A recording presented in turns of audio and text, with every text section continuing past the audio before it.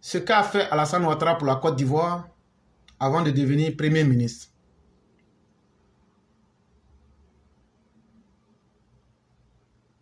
On entend beaucoup de politiciens nous faire des démonstrations mais qui nous amènent au point de départ. Non, quand il va venir, il va faire ça. Quand Tidjam Thiam va venir, il va faire ça. Mais ce que beaucoup oublient, ce sont des esprits niais, des esprits enfantins qu'on peut tromper. Avant Tidjam Thiam, Gbagbo avait fait la même chose. Quand je vais venir. Mais Gbagbo, lui, pouvait s'excuser puisqu'il n'avait jamais travaillé dans un gouvernement. Mais Tidjam Thiam a été ministre du Plan. Tidjam Thiam a été un haut dirigeant du BNET. Et donc, il était dans les sphères du pouvoir et il a été ministre dans ce pays qu'est la Côte d'Ivoire. Quand il était ministre là, les ministères, les postes qu'il a occupés là, il a fait quoi? S'il arrive à nous dire ça, on va s'asseoir en tant que des humains pour nous dire comme il a été capable de faire ça, ça veut dire qu'il pourra mieux faire quand il sera président. Ah non, mais comme il a trop duré en Côte d'Ivoire, en dehors de la Côte d'Ivoire, il était quoi? Directeur de Prudential, directeur du Crédit Suisse. Bon, quel a été l'avantage que cela a rapporté à la Côte d'Ivoire? Puisqu'au Crédit Suisse, il y avait un département qui était là en charge des pays en voie de développement. Est-ce que Tidjam Thiam a pu un jour apporter son expertise à la Côte d'Ivoire? Non. Et on pourrait citer les exemples, on en pourrait finir. Et on se posera une question simple. C'est à quel moment qu'on apprend à savoir qu'il faut aider le pays qu'on veut gouverner?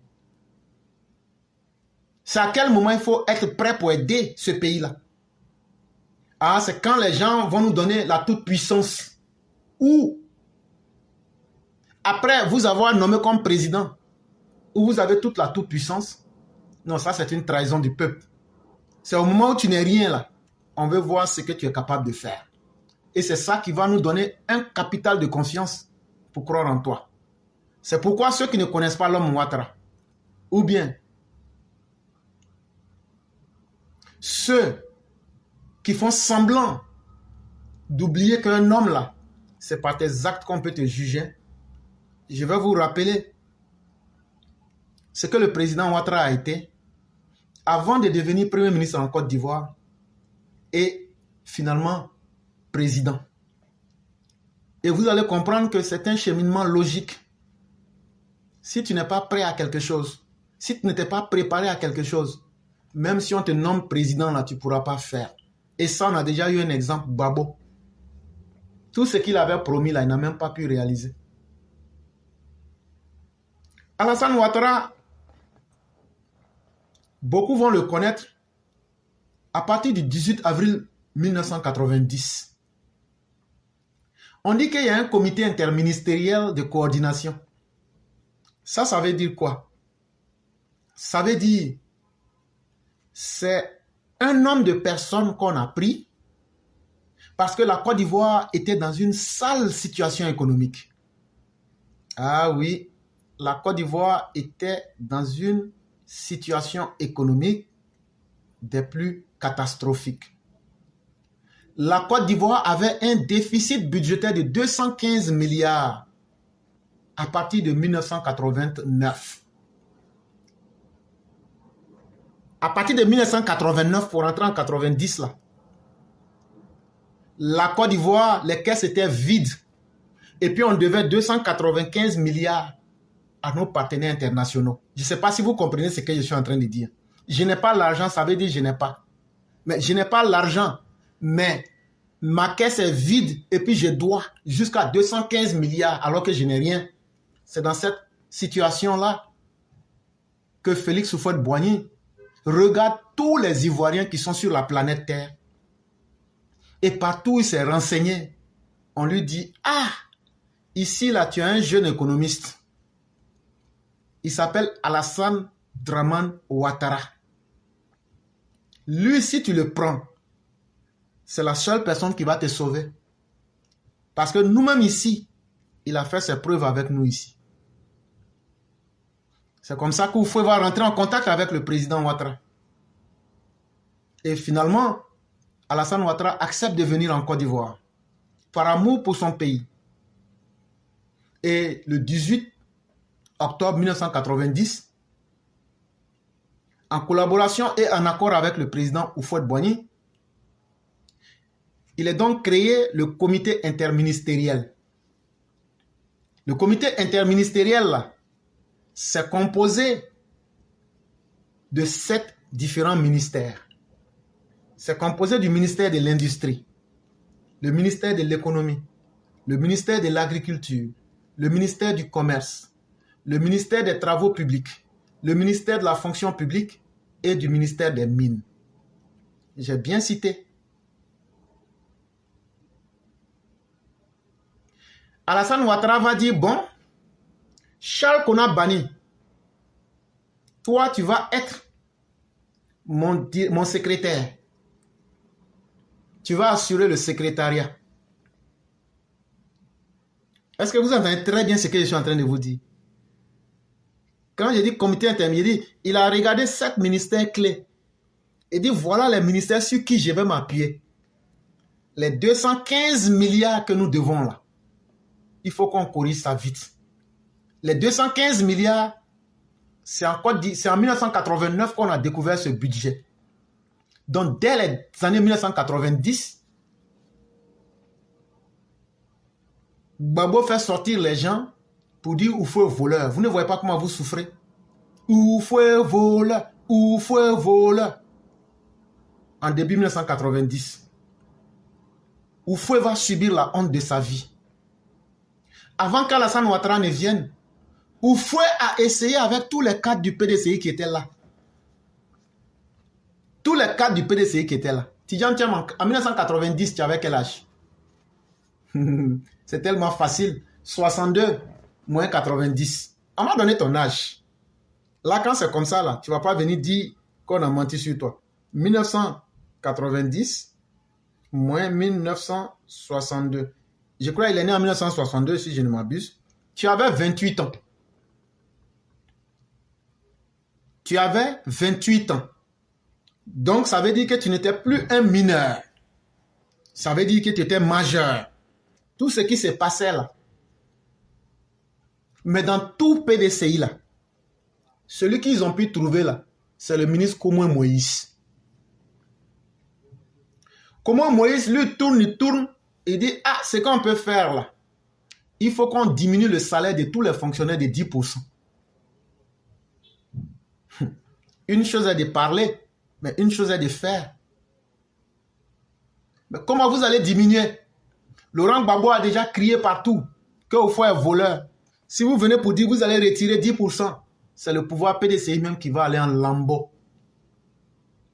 Devant tous ces caciques du PDCI qui n'avaient aucune solution, Houphouët a compris que s'il voulait appliquer le plan Komoué Moïse, c'est son pouvoir qui tombait directement. Et ce plan consistait à couper 10% sur tous les salaires de tous les fonctionnaires de Côte d'Ivoire. C'était tellement risqué. Houphouët tourne encore et tourne encore. Il se renseigne partout. Les gens lui disent, Ouattara que tu ne veux pas là, c'est lui seul qui peut te sauver. Finalement, Houphouët accepte de le nommer au comité interministériel. Ça veut dire le comité interministériel. Ça veut dire il travaille en collaboration, en coordination avec 7 ministères. Ça veut dire il va superviser ces 7 ministères-là pour nous faire quitter dans la situation-là.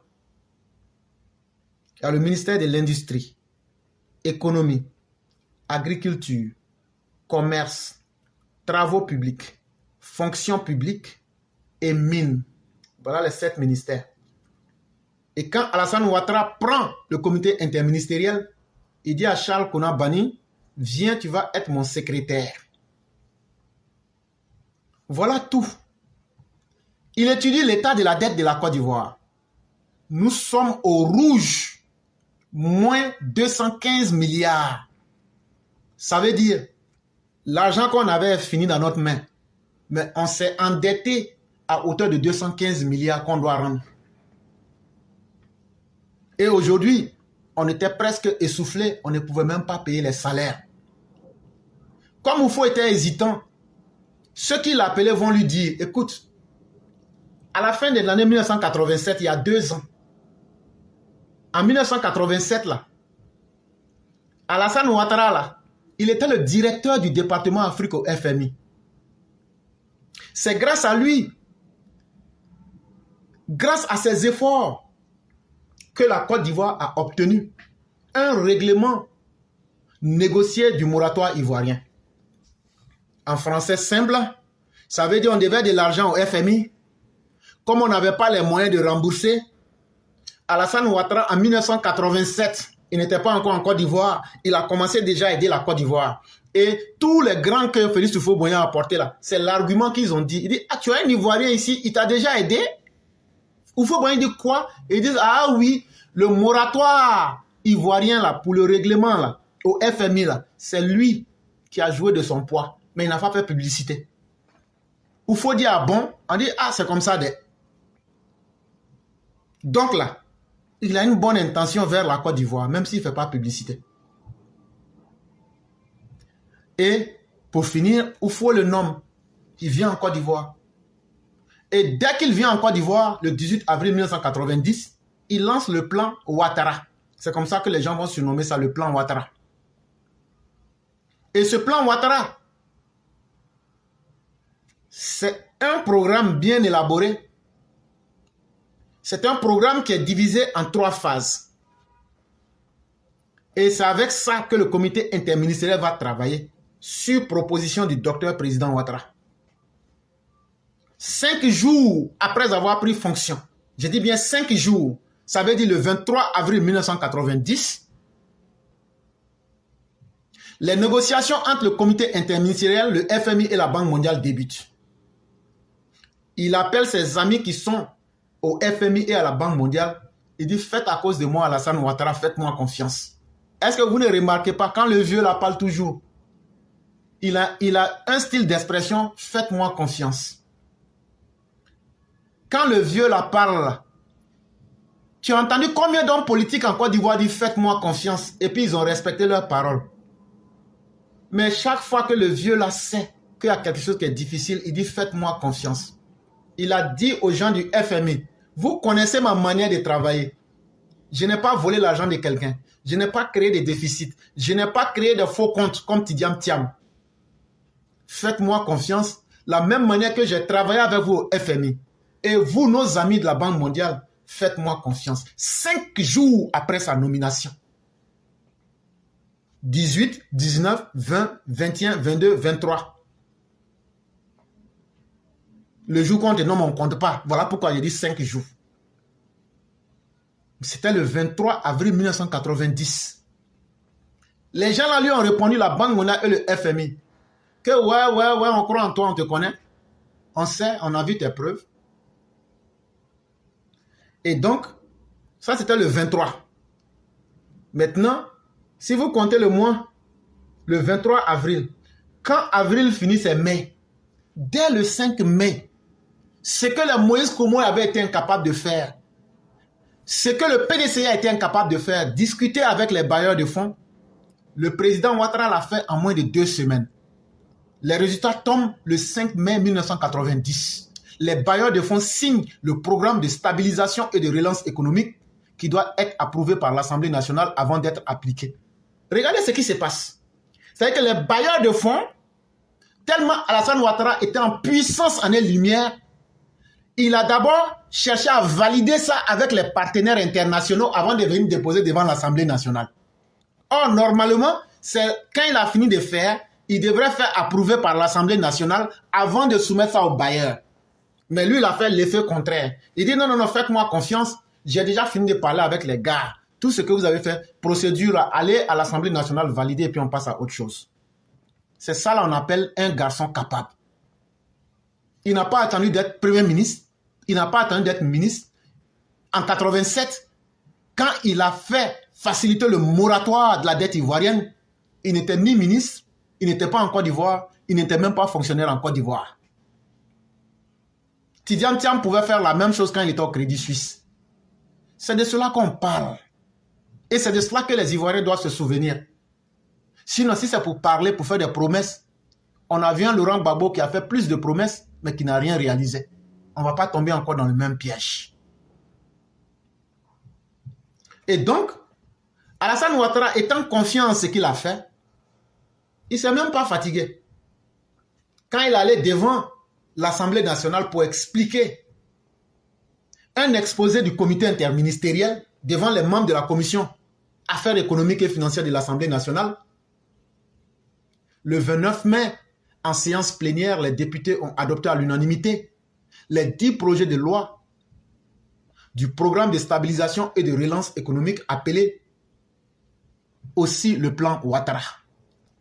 Voilà, quand vous partez dans les archives de l'Assemblée nationale de la Côte d'Ivoire, ne vous fatiguez pas. Tapez plan Ouattara. Adopté à la majorité absolue des députés le 29 mai 1990, vous allez voir, c'est le projet qui porte le plan Ouattara. Et ce plan-là, il y avait 10 projets dedans. Comment faire revenir la Côte d'Ivoire du fond des gouffres pour stabiliser l'économie, pour que les caisses qui sont vides et puis on doit crédit là, on va stabiliser la caisse et puis on va relancer l'économie. Le PDCI était là, mais il n'y a pas eu un garçon dans le PDCI. C'est Alassane Ouattara qui est venu, qui a fait votre travail. Les 10 plans là, c'était quoi? Les 10 projets qui étaient dans le plan Ouattara là, c'était quoi? On va vous citer quelques-unes. La taxe sur la valeur ajoutée aux ventes ou fournitures d'électricité. Alassane Ouattara dit, on va ajouter TVA sur courant qu'on vend là. Courant qu'on produit et puis on vend, ou même ce qu'on fournit là, on va ajouter TVA dessus, taxe à la valeur ajoutée. Il dit les timbres qu'on vend là, on va ajouter un peu dessus. La carte de séjour. Ah oui, ça aussi, ça inquiète beaucoup de personnes. Mais là, on va vous expliquer en 3 minutes. C'est Alassane Ouattara qui a fait venir la carte de séjour. Ce n'est pas Alassane Ouattara qui a fait venir la carte de séjour. Ça a été d'abord adopté le 29 mai 1990 en séance par l'unanimité des députés. Si c'était une mauvaise chose, ils ont pris le temps d'écouter, d'expliquer. C'est eux qui ont validé. S'ils n'avaient pas validé, ça ne serait jamais appliqué. Mais pourquoi il a parlé d'une carte de séjour? Parce qu'à cette époque-là, dans les grandes zones, on était dans le parti unique. C'est le seul parti qui gouvernait, c'était le PDCI. Donc les différents barons du PDCI que vous voyez là, chacun dans sa région avait un contrôle absolu. Et donc en relation avec les chefs des communautés étrangères, ça veut dire les chefs des Mossi, des Burkinabés, des différentes communautés étrangères qui vivent en Côte d'Ivoire, les barons du PDCI, en fonction de leur région, se sont partagés cela. Et donc, chaque semaine, les chefs de communauté devraient leur verser une certaine somme. Alors que nous étions aussi dans la CEDEAO en ce moment. La CEDEAO parle de la libre circulation des individus. Et donc, Alassane Ouattara a appelé les représentations diplomatiques de tous ces pays de la CEDEAO. Il dit, écoutez, voilà ce qui se passe ici. On a certains cadres du PDCI qui demandent des fonds à vos ressortissants chaque semaine. Ce sont des milliards qui rentrent. Et les gens payent ça chaque semaine. Donc, ce que moi, je vais faire pour légaliser une certaine situation, pour qu'on arrête de harceler vos militants financièrement, on va imposer une carte de séjour qui va coûter 5 000 francs CFA par an.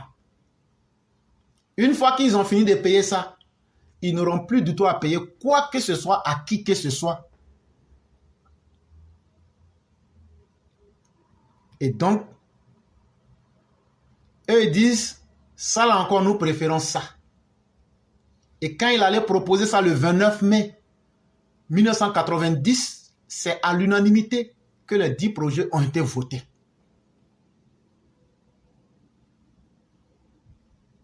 En plus de cela, Alassane Ouattara va miser sur les recettes de la douane. Il va dire aux douaniers, on va vous fixer des quotas qu'il faut atteindre. Il va faire la même chose du côté des impôts. Et ils vont commencer à lancer des campagnes publicitaires pour dire que le bon citoyen, c'est celui qui paye ses impôts et ses droits de douane. Mais ce n'est pas tout. Dans les 10 différentes phases, les 10 différentes partitions de son plan Ouattara, c'est ça la base qui va faire détester Ouattara. Il va demander la réduction du train de vie de l'État. Il va demander la réduction du train de vie de l'État. En ce qui concerne les impôts et autres, il va dire à Félix Houphouët-Boigny lui-même de payer les impôts. Ah oui, il va dire toi-même Félix Houphouët-Boigny, il faut payer les impôts. Après ça, tes ministres vont payer les impôts. Avant que les citoyens ordinaires ne payent les mêmes impôts. Mais en plus de cela, tous ceux qui avaient 2, 3, 4 voitures ont réduit leur train de vie. Ça, tous ceux qui sont des contemporains s'en souviennent. Après cela, l'administration ivoirienne qui est saturée. Il y a des gens qui sont là, ils sont à la date de retraite, mais comme ils connaissent un parent là, on les laisse dans l'administration sur le faux. Pour ne pas choquer les gens, il dit qui sont ceux qui veulent volontairement aller à la retraite. Tous ceux qui veulent aller à la retraite, il leur donne ce qu'il faut. Ces personnes partent à la retraite. Il regarde les ambassades qui sont les ambassades de la Côte d'Ivoire. Toutes les ambassades qui n'ont aucun intérêt, il demande à ces ambassades qu'on les ferme parce que ce sont des dépenses inutiles. Après cela, qu'est-ce qu'il fait? Il demande que tous les fonctionnaires de la fonction publique soient recensés. Avant Alassane Ouattara, là, on ne connaissait pas le nombre de fonctionnaires. Tu pouvais nommer un parent et puis le payer. C'est Alassane Ouattara qui va venir stabiliser le nombre de notre fonction publique. On va avoir un nombre X de personnes travaillant à la fonction publique. Quand il a fini ça, je vous ai dit qu'ils ont réduit le train de vie des fonctionnaires. Alassane Ouattara a pu récupérer 4000 véhicules administratifs. Seulement les voitures, ceux qui avaient 2, 3, 4 voitures, là, quand ils ont commencé à récupérer, toi tu as combien de voitures? Moi j'ai 4. Il faut donner 2 ici. Ou même il faut donner 3 là. Il a récupéré 4000 véhicules. Je dis bien 4000 véhicules qui avaient des plaques jaunes, bleues de la fonction publique ivoirienne. Imaginez 4000 véhicules. Et qu'est-ce qu'il a fait? Et dès comme on a eu ces voitures-là, on n'a pas dit qu'on n'a pas d'argent. Il a lancé des enchères. Enchères, là, ça veut dire, qui veut payer voiture? Les gens sont venus, il a vendu tous les 4000 véhicules. On a enlevé plaque jaune là. On dit, si tu payes là, on met la voiture, tu viens, tu dis ton prix, moi j'ai dit mon prix, etc., etc. Celui qui donne le meilleur, on prend. Il a vendu les 4000 véhicules. On a mis l'argent là à côté. Il a dit, on n'a qu'à faire l'audit des sociétés d'État, des EPN. On n'a qu'à faire la réduction des budgets des EPN. Les sociétés d'État là.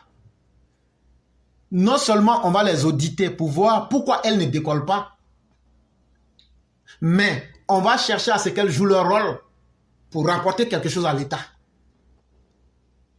Les budgets qu'on donnait aux établissements publics nationaux, là, ils disent ça aussi, on va réduire. Et en 1990, tous les ministères sous Alassane Ouattara, lorsqu'il était au comité interministériel, dans un ministère, là, vous n'aviez droit qu'à 7 véhicules. 7. Quelle que soit la taille du ministère, c'est 7 voitures, pas plus. Et la direction des ministères, là, il a réduit ça d'un tiers.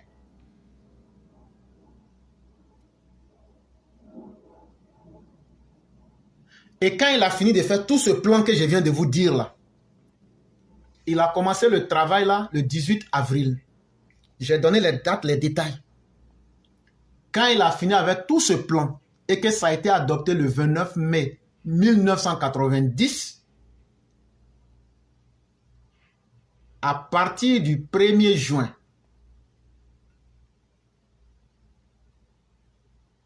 à partir du 1er juin 1990, Alassane Ouattara dit maintenant, le plan de stabilisation et de relance économique, ça rentre en vigueur. Le 1er juin 1990. Mais ce que beaucoup ne savent pas, c'est que ce n'était pas un plan qui était fait pour la longue durée. C'était un plan à court terme pour stabiliser l'économie de la Côte d'Ivoire. Et puis relancer ça. Comment faire pour récupérer les 215 milliards de dettes que nous devions? Et cette dette-là, c'est en 1989 qu'on découvre ça. Et donc, l'ensemble des mesures que je viens de vous citer là, quand le président Ouattara a mis ça en place, non seulement en moins de 40 jours, je dis bien en moins de 40 jours, je n'ai pas dit 40 ans, je n'ai pas dit 400 000 ans, j'ai dit tu comptes 1, 2, 3, 4 jusqu'à 40 jours là. Si tu as bien suivi les 10 étapes, en 40 jours, le président Ouattara a payé les 215 milliards de dettes que la Côte d'Ivoire avait en 1989, ce qui était le déficit budgétaire de la Côte d'Ivoire. Mais mieux, quand il a fini de payer les 215 milliards, là, le 40e jour, on avait 23 milliards de francs CFA dans les caisses de l'État.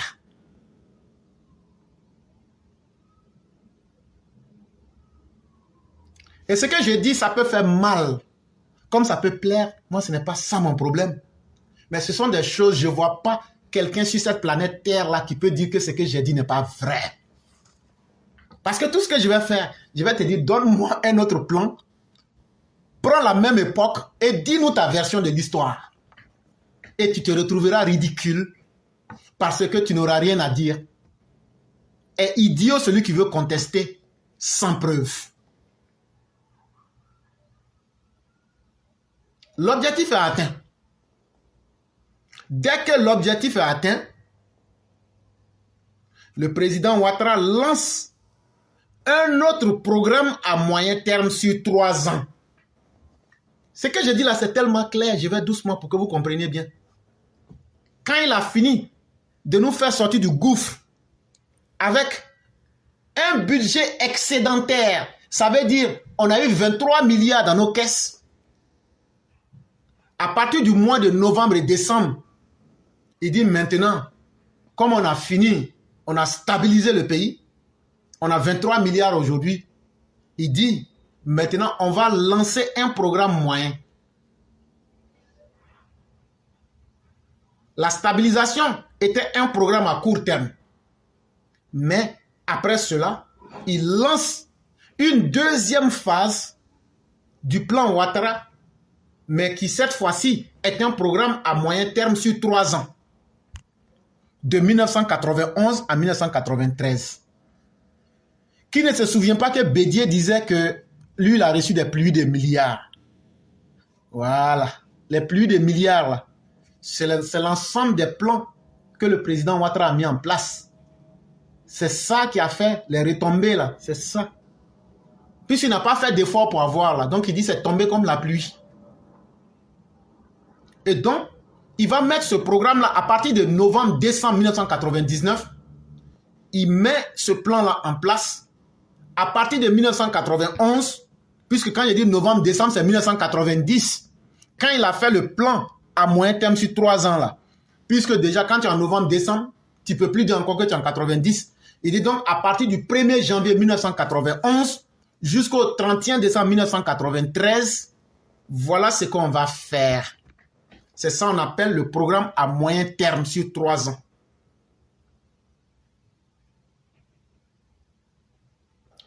Le plan Ouattara a permis à la Côte d'Ivoire de bénéficier immédiatement des tirages de prêts.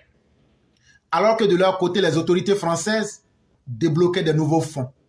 L'audit de la caisse de stabilisation réalisé durant le plan Ouattara a permis l'intégration des comptes de cette dernière dans les écritures générales du Trésor, ce qui correspond à une petite révolution budgétaire. Donc quand il met sa stratégie à moyen terme en œuvre, qu'est-ce qu'on constate? Les partenaires internationaux sont tellement heureux qu'ils soient rentrés en possession de leurs 215 milliards.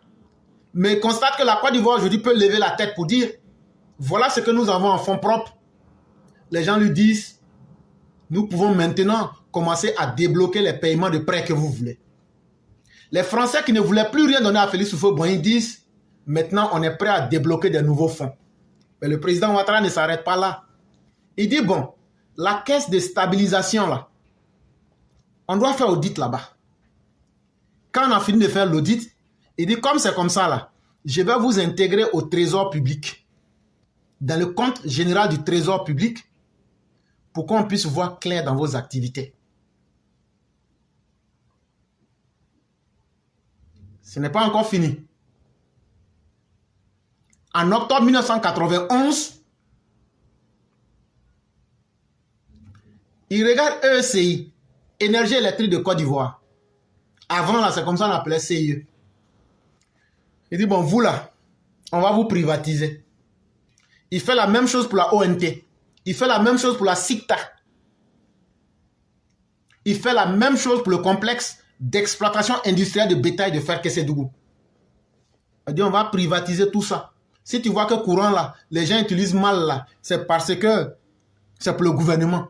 Mais si on vend la société, et puis la société est bien gérée, non seulement on aura beaucoup d'argent, mais en plus de beaucoup d'argent là, quand on a vendu la société là, il ne peut pas transporter pour aller avec ça. Donc là, on va leur dire de nous payer des impôts, et puis on aura un droit dans la production de l'électricité. Il a fait ça à des compagnies comme la EECI, l'ONT, la SICTA, le complexe à bétail de fer Kessédougou. Et c'est pourquoi ces sociétés-là existent encore. C'est pourquoi ces sociétés-là existent. Sinon, Bédié a été ministre de l'économie. Je vous ai déjà fait une émission ici. Bédié a fait tomber plusieurs sociétés d'État de Côte d'Ivoire. C'est cet argent-là qu'il a pris pour donner au papa de Jean-Louis Billon. C'est cet argent-là qu'ils ont pris pour créer leur société que vous voyez là. L'argent des complexes sucriers du Nord, c'est cet argent-là, avec les chaînes PAC et les chaînes avions là, c'est cet argent-là que Bédié a récupéré. Il a pris le papa de Billon comme écran. Maintenant, là, c'est cet argent-là qu'ils ont pris pour créer maintenant la CIFCA. Voilà la vraie histoire de la Côte d'Ivoire qui est là en face de vous. Le dernier trimestre de l'année 1990 a été essentiellement consacré au déroulement du cycle électoral qui s'achève par la reconduction du président Félix Houphouët-Boigny pour un 7e mandat. Et donc, à partir d'octobre 1990, il y aura une élection. Et Houphouët sera réélu 7e mandat. Donc, vous les gens du PDCI, là, si vous dites que 3e mandat n'est pas bon, là, moi, là, je sais calculer. Moi, là, au CP1, là, ma maîtresse m'a enseigné. Il y avait un exercice mathématique. On mettait signe plus grand que, plus petit que, et puis égal. Ma maîtresse m'a fait faire ce devoir-là. Et elle m'a dit que 7 est plus grand que 4. Que 4 est plus petit que 7. Et que 7 n'est pas égal à 4. Hey, avant de critiquer quelqu'un là, Houphouët a fait 7 mandats. 7 mandats, c'est ça Houphouët a fait. En 90 là, où il a gagné Laurent Gbagbo à 86%. Et puis Gbagbo a 14% là. C'était son 7e mandat. Donc attendez d'abord que 7 soit égal à 7 avant d'ouvrir vos bœufs. En novembre, alors que la mission du comité interministériel de la coordination s'achevait, avec la nomination d'Alassane Ouattara comme Premier ministre, on observait une relative amélioration des comptes de l'État. Donc c'est après ça maintenant qu'Alassane Ouattara a été nommé en novembre 90. Il a été nommé maintenant Premier ministre. Donc tout ce que je viens de vous dire là, depuis 1987 jusqu'en 1990, Alassane Ouattara a fait ça en tant que simple individu. En tant que simple individu. Quand il sauvait Félix Houphouët-Boigny là, vous ne l'avez pas traité de Burkinabé. Quand vous aviez besoin de lui, il n'était pas un Kanga. On peut être méchant et mauvais jusqu'à ce point. Et c'est comme ça que, c'est cette mentalité-là que vous avez eue envers les gens du Nord. Ah, ils doivent travailler seulement et vous devez profiter d'eux. À un moment là, les époques changent, les réalités changent. Si ça a pu marcher hier, si ça a pu marcher avant-hier, rien ne prouve que demain ça pourra marcher. Et c'est pourquoi ça me fait très mal quand on parle aux descendants de ces personnes, qu'elles-mêmes n'arrivent pas à se donner une personnalité. Ça fait très mal. Et donc, Alassane Ouattara est devenu Premier ministre. Pendant les 3 années, il ne va pas abandonner le plan à moyen terme qu'il avait entrepris. Et quand il met cette stratégie en place, contrairement à ce que beaucoup pensent, il dit au président Félix Houphouët-Boigny, le plan Komoé là, il faut qu'on évite ça. On ne réduira pas les salaires. Les salaires resteront comme tels. Donc, on ne parle plus de ça. Quand on a annoncé ça aux Ivoiriens, tous les Ivoiriens étaient contents.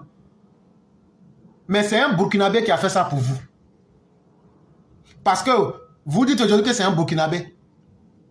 Mais au moment où il vous faisait du bien, le jour qu'ils ont annoncé à la télévision nationale de la Côte d'Ivoire que le plan Koumoué Moïse ne sera pas appliqué pour couper 10% sur les chalets de tous les fonctionnaires, ce jour-là, vous ne saviez pas qu'il était burkinabé.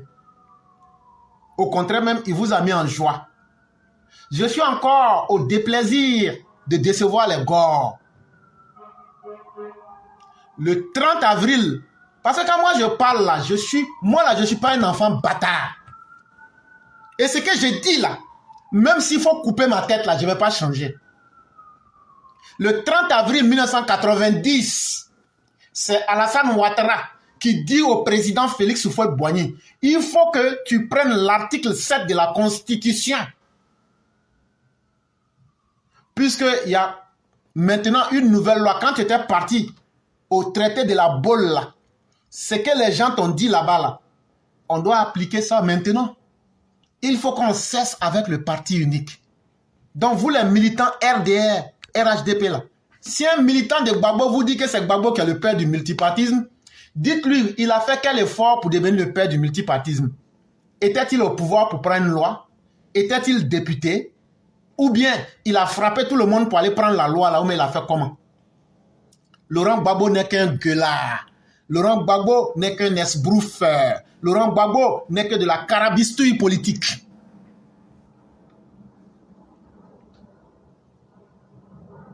Laurent Gbagbo a trompé Mori Ferré, Bamba. Laurent Gbagbo a trompé le professeur Francis Vaudier Vangba. Laurent Gbagbo a trompé un autre dont j'oublie le nom ici actuellement. Un de nos frères de l'Ouest. Laurent Gbagbo en 90, je vous ai dit de suite qu'il a perdu les élections. Normalement, il devrait aller aux élections avec ces personnes-là. Et je vous dis très bien, les élections se sont déroulées en octobre. Mais avant octobre, le 30 avril 1990, Alassane Ouattara propose et obtient du président Félix Houphouët-Boigny d'appliquer l'article 7 de la Constitution, puisque le consensus national qui fonde le parti unique est rompu. C'était Zadi Zaoro. Ce que je vous dis là, venez me démontrer que ce que je dis est faux. C'est Alassane Ouattara qui dit, Oufoué, on vous a reçu au traité de la Baule. Les partis uniques sont finis dans nos pays. Il faut appliquer l'article 7 de la Constitution pour mettre fin aux partis uniques. Laurent Gbagbo n'a été en rien dans le multipartisme en Côte d'Ivoire. Puisque ses partisans ne peuvent pas vous montrer une action, encore moins une date dans laquelle il a été d'utilité.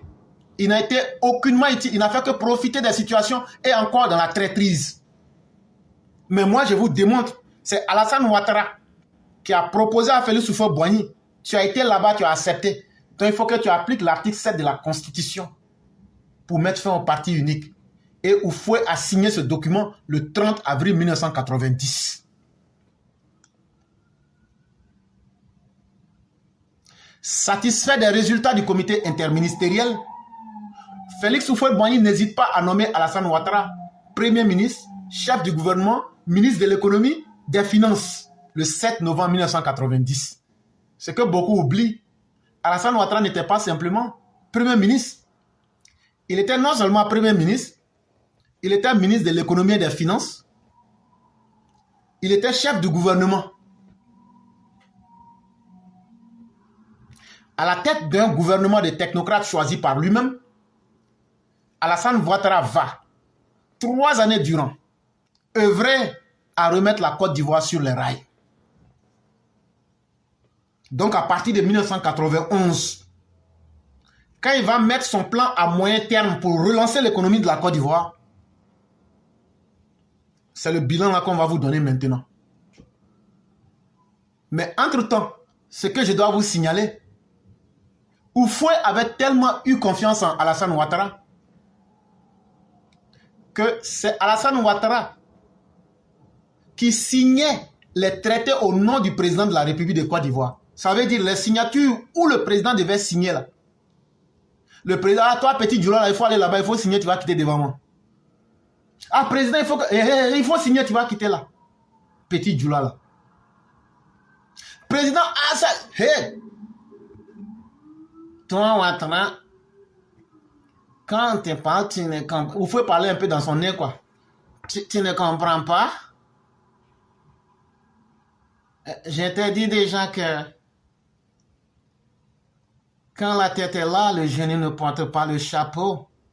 Mais toujours tu viens me voir. Je t'ai dit si tu signes, je m'en fous. Et je t'ai toujours dit il faut signer les traités en mon nom. Mais qu'est-ce que tu veux? Nous allons les gars. Qu'est-ce que tu veux? Tu veux que je te chicote avant que tu vas signer? Parce que Baoulou aussi comprend pas français. Tu veux que je n'ai qu'à te frapper avant que tu vas signer?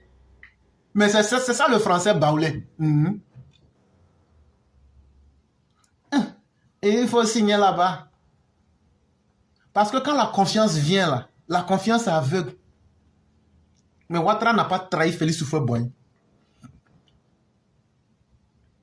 Quand Ouattara est mort, et quand Félix Houphouët-Boigny est décédé là, s'il y a quelqu'un en qui il avait confiance, c'était Ouattara. Son dernier voyage là, la seule personnalité qui l'a accompagné dans sa voiture là, il s'appelle Alassane Dramane Ouattara. C'est que Félix Houphouët-Boigny a dit à Alassane Ouattara là, avant de quitter la Côte d'Ivoire et puis il ne va plus revenir vivant là. C'est Ouattara seul qui sait. C'est pourquoi quand Thiam est venu dire, il a fait son pien, tout ça là. Le jour qu'il a reçu le président Ouattara l'a reçu au bureau là-bas. Le président Ouattara lui a dit, moi-même la PDCI là-haut, j'étais un haut cadre, je connais tout là-bas. Si vous avez bien suivi, allez reprendre. Il dit, PDCI là, je connais fatigué.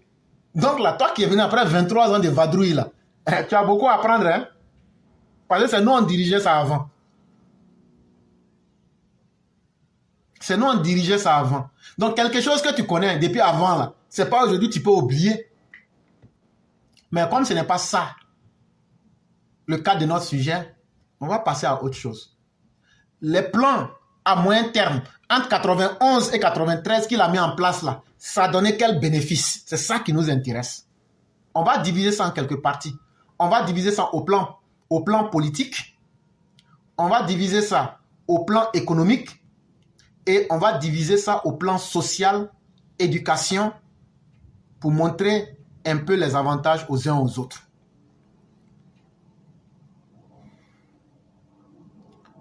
Au plan politique, quand il a mis sa stratégie de relance à moyen terme, ça veut dire, ici dans ce cas, entre 1991 et 1993, il a mis un programme sur 3 ans. Voilà le bénéfice politique qu'on a eu. Le rétablissement du contrat de confiance entre le gouvernement et les populations. Ah, les gens disent, mais il y a beaucoup de choses qui ont changé maintenant. Gouvernement qu'on criait en avril 90 pour dire vous faites voleur là. Les gens disent les choses sont devenues moins chères maintenant. En ce moment-là, on vendait les tapettes à 150 alors qu'en 1990, c'était à 200 francs. Hey, quand on vous parle de la Côte d'Ivoire là, on n'est pas dans les passions. On est là pour dire le factuel. Les Ivoiriens ont constaté que la vie,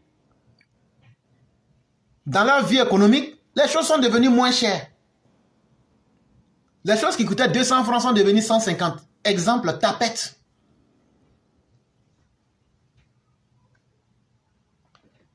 Alassane Ouattara dialogue avec les populations. Il commence à parler directement avec les populations puisque le vieux était malade en ce moment, il voyageait beaucoup. Et c'est là qu'on voit Alassane Ouattara renvoyer des directeurs de sociétés, faire le contrôle dans les administrations. Et tout ce qui était problèmes sociaux des Ivoiriens là, il tient ça à cœur et il donne des solutions. Quelqu'un qui a pu régler les problèmes sociaux en 90, c'est lui qui ne sait pas régler les problèmes sociaux aujourd'hui en 1924 et 2024. Et qu'est-ce qu'on constate? On constate qu'Alassane Ouattara n'est pas comme les autres là. Lui, il est là, il est droit dans ses bottes, et puis il fait son travail, et puis on voit que son travail là, il fait bien, et puis il est rigoureux. C'est ça les extrémistes du RDA appellent le Ouattara d'avant. Si tu attends, un militant RDA te dit Ouattara d'avant là, c'est de ça qu'il est en train de parler comme ça. Il était dû d'être très rigoureux. Ceux qui sont dans les abus des biens publics, il va les traquer. Et tout ça, ça va donner une confiance à la population pour dire l'heure de la gabégie des grilleurs d'arachide est terminée. Ouais, Ouattara, les gens l'ont retenu.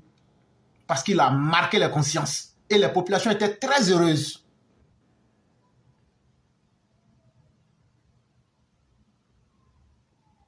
Et il va réhabiliter le statut des fonctionnaires. En faisant quoi? Il va dire dans les administrations là, si tu viens en retard, si on t'attrape, c'est pas bon pour toi. Les fonctionnaires qui travaillent correctement, ils seront honorés pour service rendu à la nation. Il va mettre en place l'application de certains critères basés sur le choix des hommes en fonction de leurs compétences. Il va intégrer la rigueur et l'intégrité au sein de l'administration ivoirienne. Et comme il a été en Amérique, il y a une loi qu'on appelle the Informational Act, le droit à l'information. Il va dire tout le monde a droit à l'information. Et comme tout le monde a droit à l'information, il va lancer la couverture audiovisuelle du territoire national par satellite. Qui ne connaît pas le projet ComSat? C'est Ouattara qui a lancé ce projet-là. Il dit les populations doivent avoir accès. Et les travaux ont démarré en 1993. Et pour vous donner un exemple concret, jusqu'en 1993, les villages comme Bouna, Teini, Taï ne recevaient pas RTI. C'est grâce au droit à l'information mis en place par le président Ouattara sur l'étendue du territoire ivoirien, en collaboration avec le projet ComSat, toute la Côte d'Ivoire sera couverte. Tout le monde peut voir ce que la RTI propose. Et à la RTI même, ils demandent d'étendre leurs activités. Il dit de changer leur programme pour améliorer et diversifier. Parce qu'on faisait trop la promotion du PDCI et du fouet.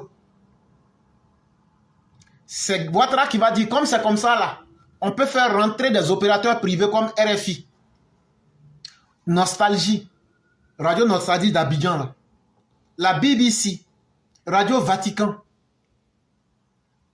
et aussi la venue de Canal Horizon.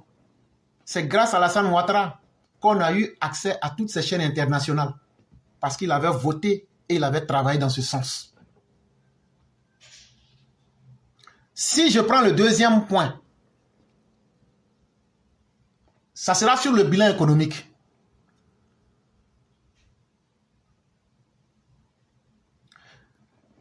On était en crise en 90.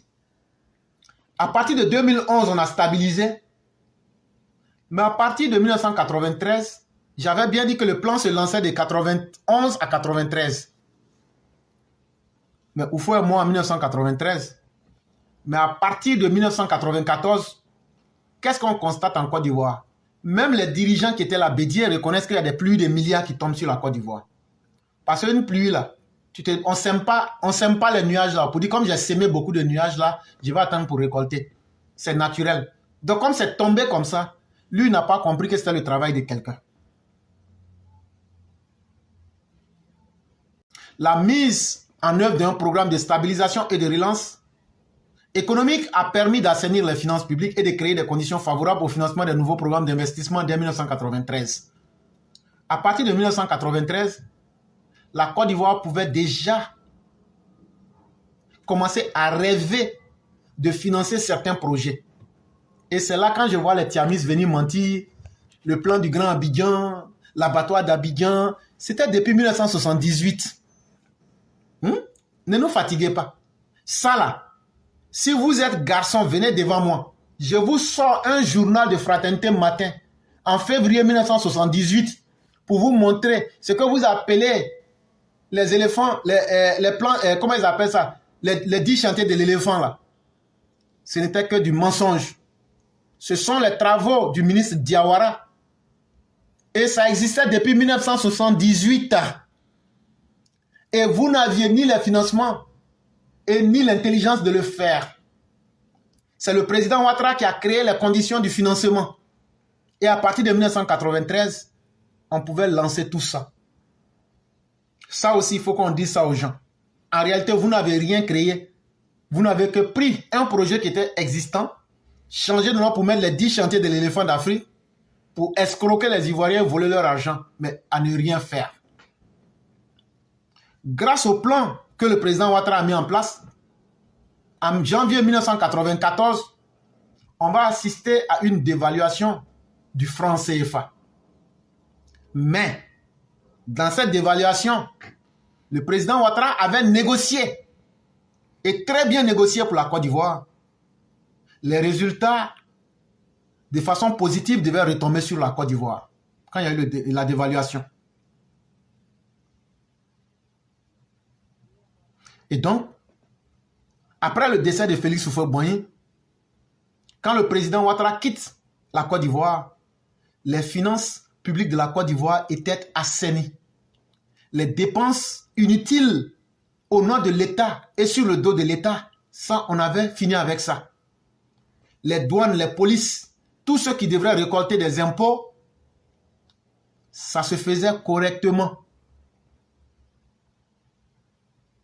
Les différents secteurs de l'économie où on avait assisté déjà à des déficits, ça veut dire qui ne rapportaient pas, comme par exemple l'ECI, comme le ministère de l'Agriculture, de l'Éducation et de la Santé, on a vu que ces secteurs-là sont devenus très efficaces parce que la rigueur a amené un changement de comportement. Mais qu'est-ce qu'on a constaté qu'on n'avait pas l'habitude de voir? On a vu que le secteur privé a commencé à prendre de l'ampleur. Il y a eu des programmes de privatisation. C'était tellement nouvelle comme stratégie que les Ivoiriens ne comprenaient pas. Comment des secteurs parapublics pouvaient devenir des secteurs privés parce qu'ils ont été privatisés. Mais c'est ce qui a permis de sauver ces secteurs-là. Parce que quand c'était confié à l'État, on nommait des parents et puis eux faisaient tomber les sociétés. Et avec le président Ouattara, les investisseurs ont repris confiance et ils ont commencé à investir en Côte d'Ivoire. Et donc, tout cela nous a ramené à avoir des fonds et à aider la Côte d'Ivoire. Mais au bilan social,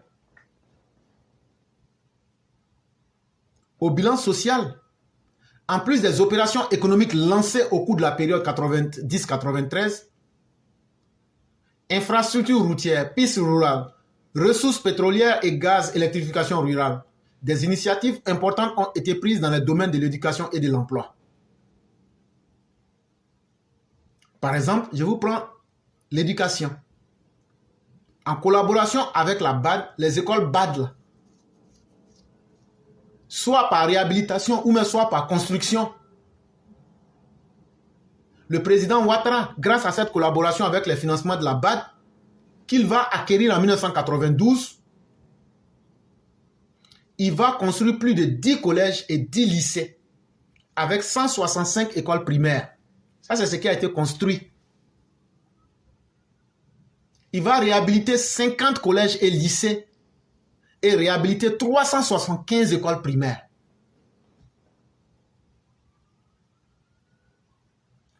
Et les fondateurs qui avaient des élèves de l'État dans les écoles, on va mettre une date où les fondateurs, tout le monde était satisfait. On les payait correctement, régulièrement. Et le président a exigé, il dit, si je vous paye correctement, je ne veux pas entendre que les professeurs privés qui sont là-bas, que leurs salaires ne sont pas donnés. Donc les Ivoiriens étaient à l'aise.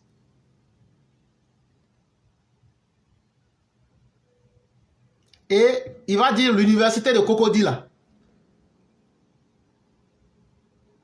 Il va dire cette université là, avec la population qui s'accroît, ça va être un problème. Il va chercher les financements pour créer et ouvrir à partir de 1992 l'université de Bouaké et l'université d'Abobo Adjamé. Donc en réalité, quand les gens disent qu'il y a 9 universités en Côte d'Ivoire, dites qu'il y a 8 universités qu'Alassane Ouattara a construites. Parce que quand il venait en 1990, là, avant qu'il ne quitte là, l'université de Bouaké et l'université d'Adjamé à Bobo, c'est lui qui a fait ouvrir ça. Qui a créé l'AGEP? L'Agence d'études et de promotion de l'emploi. C'est le président Ouattara qui a créé ça. Où il suit la courbe des emplois, des métiers, la formation et la promotion des emplois. C'est le président Ouattara qui a fait ça. Ça n'existait pas avant lui. Il a donc créé les conditions où les gens pouvaient s'informer, les gens pouvaient se documenter sur les emplois, les gens pouvaient avoir accès à l'information. Comment avoir l'information pour se former? Et sur la base des résultats des études et des enquêtes, il poussait les différents secteurs. Il a créé des centres pour enregistrer et recenser les demandeurs d'emploi. Et à l'époque, le président Ouattara faisait de la prospection du marché de l'emploi auprès des entreprises. Et donc, tous ceux qui étaient des ouvriers qualifiés, le gouvernement même disait, bon, voilà tel nombre de personnes que nous on a ici, voilà où vous pouvez les placer. Et puis les entreprises les prenaient. Il va libéraliser le marché du placement des travailleurs. La mise en place d'un programme d'aide à l'embauche qu'on appellera la PAE. Et la PAE avait 3 objectifs dedans. Il fallait adapter les demandes d'emploi aux offres non satisfaites par les stages alternés d'emploi-formation, familiariser les demandeurs de premier emploi avec l'environnement de l'entreprise et donner une expérience d'entreprise ultérieurement négociable à des premiers demandeurs d'emploi. La mise en place d'un programme de création micro-entreprise reposant sur des cabinets après un appel d'offres ayant pour mission d'assister les promoteurs dans la création de leurs entreprises, d'assister les promoteurs dans la mise en place de leur système de gestion de suivi, de conseiller et de contrôler les états financiers et la gestion du personnel et de l'entreprise. Tout ça là, c'est long pour nous. Si tu veux travailler là, que tu t'es formé, et puis tu allais te renseigner là, en tout cas, travail là, tu vas trouver. C'est fini. Tout ce qu'ils ont écrit là, c'est ça seulement qui est là. Il va créer le Fonds de développement de la formation professionnelle, ce qu'on appelle le FDFP. Et qu'est-ce que le FDFP devrait faire? Eux, ils devraient, les gens qui ont été déjà employés là, on devrait continuer leur formation pour les adapter aux besoins des emplois et des entreprises.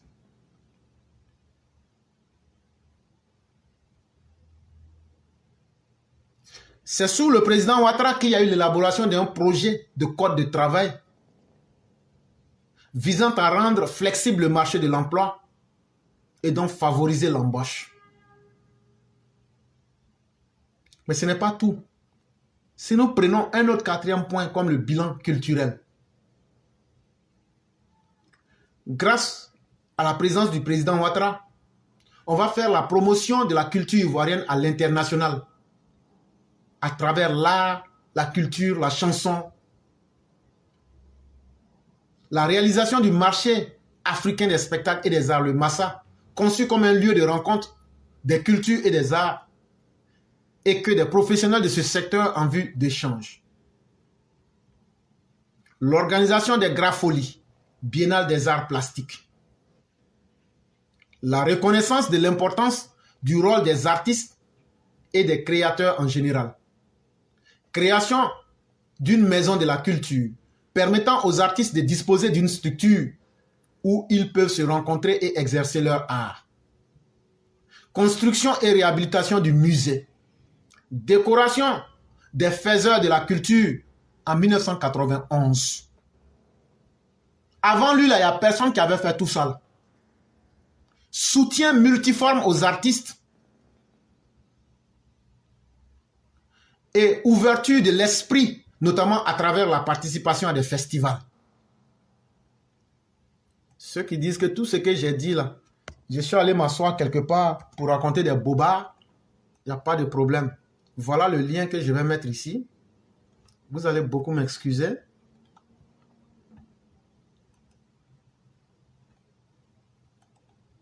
Parce que quand tu parles, il faut pouvoir mettre les liens. Et donc, vous allez m'excuser. Je vais rafraîchir la page. Ça va créer un petit bug. Mais il faut que je mette le lien avant de pouvoir continuer.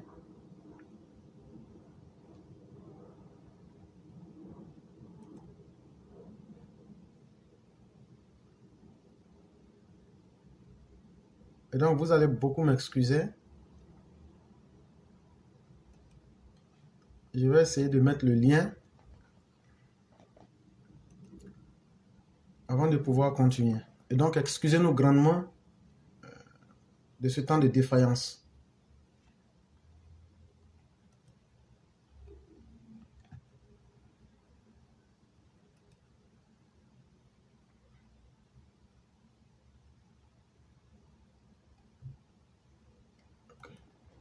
Nous avons des difficultés, mais on espère que on pourra. Parce que quand tu parles, okay. Donc vous nous excusez.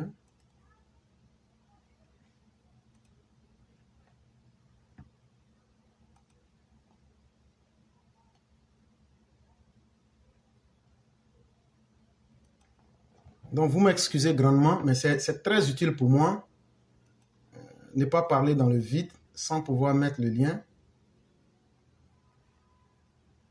Et donc, je viens de mettre le lien. Et donc, on va continuer. Donc, c'est de cet Alassane-là que nous vous parlons. Et nous ne sommes pas dans l'amusement. Et c'est pourquoi c'est quelqu'un qu'on doit célébrer. Et vous allez me permettre de jouer cette chanson en hommage au président de la République.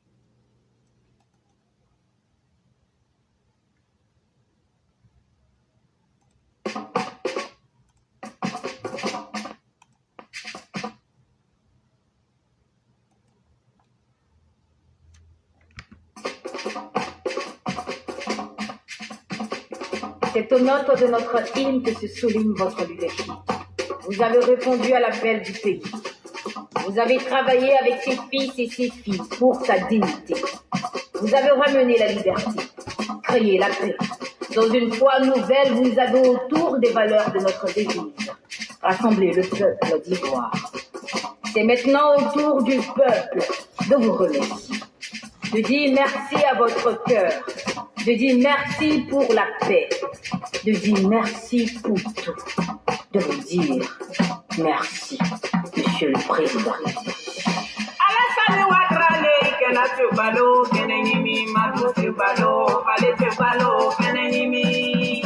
Vous bougez les mains chez les lèvres, qu'elle a te balé, qu'un ennemi, à votre ballot, valé te ballot, qu'un ennemi. Quand tu vois qu'elle va qui drôle, qu'elle a te balé, qu'un ennemi, à votre ballot, qu'elle te ballot, qu'un ennemi. Voilà ça, au bout, il y a que la marque de ballot, on est payé, on voit que vous sommes. Abaremo, Makudio, Abaremo.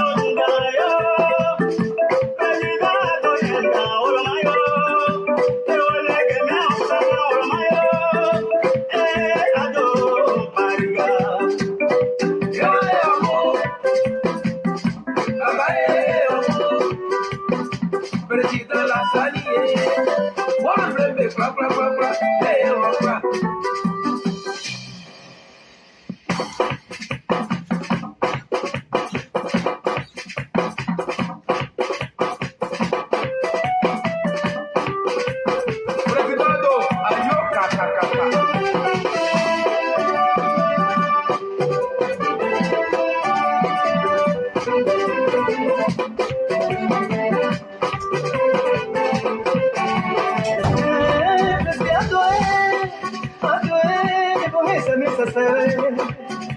Kebeke imole yefeo. President aki ababola ye. Osate jete, ode jebe ke kanye. Ade jete, kudro ye kanye jo. President ma be cheche ha. Amoke ya gbagba, adone ado ifeo. Akẹgbẹ́kẹ́ yà àtọ̀nà àdọ́wẹ́fẹ́ o.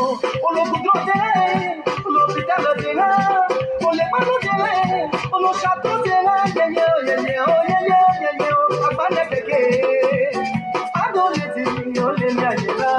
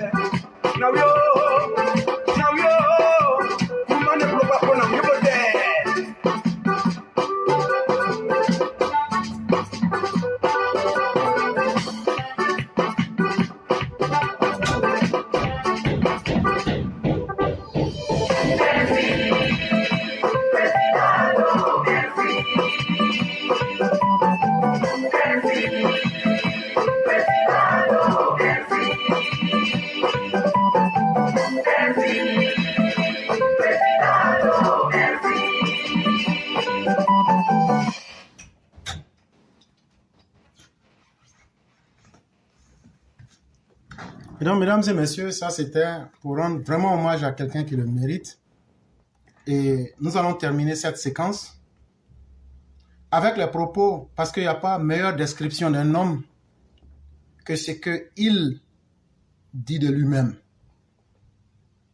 Et le président Ouattara, quand on lui demande pourquoi tu es venu faire de la politique en Côte d'Ivoire, la meilleure réponse que le président vous donne, c'est dans un journal sénégalais qu'il nous donnait cette réponse. Et je mets le lien avant de pouvoir lire aussi. On va mettre le lien 2 fois, 3 fois, 4 fois. Et donc, le lien étant mis, voici ce que l'homme disait de lui et surtout ce qu'il veut que les uns et les autres retiennent de lui. Je l'ai dit pendant la campagne de 2009 et 2010. C'est au style direct.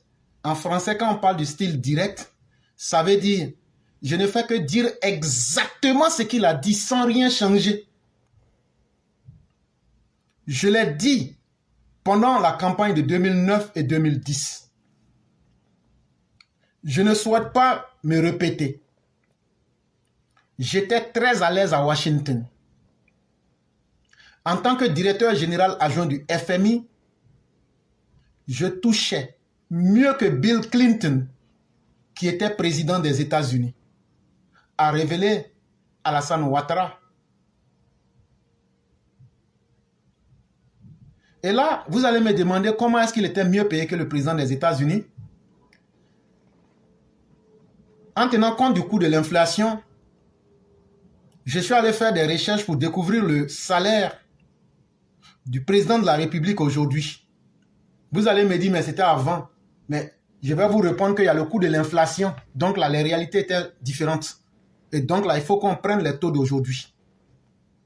Aujourd'hui, en 2024, le président des États-Unis est payé à 400 000 $ par an. Et j'ai pris les 400 000 $, j'ai multiplié par le taux de ce 25 novembre 2024. $1 fait 624,50 francs CFA. Quand j'ai fait 400 000 $ multiplié par 624,50, ça fait 249 800 000 francs CFA. Quand il était directeur adjoint du FMI, là, son salaire, là, c'était 249 800 000 francs CFA par an. Donc, si tu veux connaître son salaire par mois, il faut diviser ça par 12. Attendez, je vais diviser, parce qu'il y a des gens qui vont encore aller dire qu'il est en train de mentir, tellement il ne vaut rien, il ne peut même pas calculer. Si j'ai pu faire déjà ce travail-là, comme nous sommes dans une culture de la paresse où les gens ne veulent rien faire, on doit tout faire à votre place. Donc 249 800 000 divisé par 12. Il avait 20 816 666,666667 francs CFA. Donc, quand tu reçois ça, tu ne peux pas dire que tu es un homme malheureux.